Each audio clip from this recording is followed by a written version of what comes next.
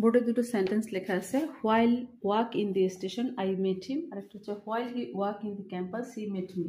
তো এই ওয়াক এবং এই ওয়াককে কিভাবে কারেকশন করতে হবে, এটা রুলটা হচ্ছে যে হোয়াইলের ঠিক পরপরে ব্র্যাকেটের মধ্যে যে ভার্ব থাকে তাকে তার সঙ্গে আইএনজি যুক্ত করতে হয়। হোয়াইলের ঠিক পরপরে যে ভার্ব থাকে তার সঙ্গে আইএনজি যুক্ত করতে হয়। হোয়াইলের ঠিক পরে যে ভার্ব থাকবে তার সঙ্গে আইএনজি যুক্ত করতে হয়।